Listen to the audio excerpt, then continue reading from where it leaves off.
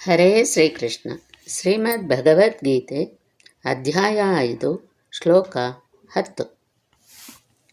ಬ್ರಹ್ಮಣ್ಯಾಧಾಯ ಕರ್ಮಾಣಿ ಸಂಗಂ ತ್ಯಕ್ತ್ವಾ ಕರೋತಿ ಯಃ ಲಿಪ್ಯತೇನ ಸ ಪಾಪೇನ ಪದ್ಮಪತ್ರಮಿವಾಂಬಸ. ಈ ಶ್ಲೋಕದ ಭಾವಾರ್ಥ. ಇಲ್ಲಿ ಬ್ರಹ್ಮಣಿ ಎಂದರೆ ಕೃಷ್ಣ ಪ್ರಜ್ಞೆಯಲ್ಲಿ ಎಂದರ್ಥ. ಭೌತಿಕ ಜಗತ್ತು ಪಾರಿಭಾಷಿಕವಾಗಿ ಪ್ರಧಾನ ಎಂದು ಕರೆಯುವ ಐಹಿಕ ಪ್ರಕೃತಿಯ 3 ಗುಣಗಳ ಅಭಿವ್ಯಕ್ತಿಯ ಮೊತ್ತ. ಸರ್ವಂ ಹೇತದ್ ಬ್ರಹ್ಮ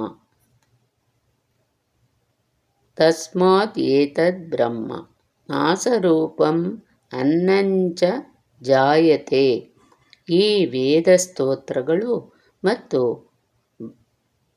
ಭಗವದ್ಗೀತೆಯಲ್ಲಿನ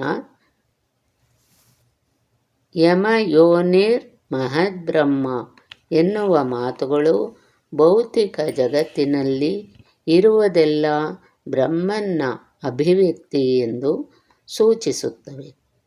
ಕಾರ್ಯಗಳು ಭಿನ್ನ ಭಿನ್ನವಾಗಿ ತೋರಿಬಂದರೂ ಕಾರಣದಿಂದ ಅವು ಬೇರೆಯಲ್ಲ.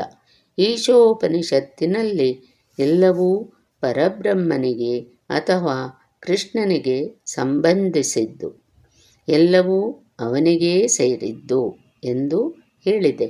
ಎಲ್ಲವೂ ಕೃಷ್ಣನಿಗೆ ಸೇರಿದ್ದು, ಎಲ್ಲಕ್ಕೂ ಅವನೇ ಒಡೆಯ.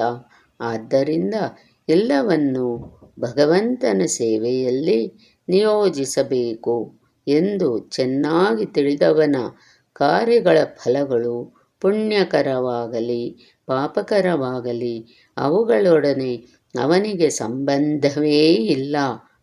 ಜಡದೇಹವು ಒಂದು ಬಗೆಯ ಕೆಲಸವನ್ನು ನಿರ್ವಹಿಸಲು ಭಗವಂತನು ಕೊಟ್ಟ ವರವಾಗಿದೆ.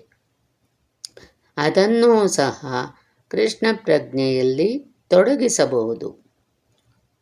ಆಗ ಹೇಗೆ ತಾವರೆ ಎಲೆಯು ನೀರಿನಲ್ಲಿಯೇ ಇದ್ದರೂ ಒದ್ದೆಯಾಗುವುದಿಲ್ಲವೋ ಹಾಗೆ ದೇಹವು ಪಾಪ ಫಲಗಳಿಂದ ಕಲುಷಿತವಾಗುವುದಿಲ್ಲ.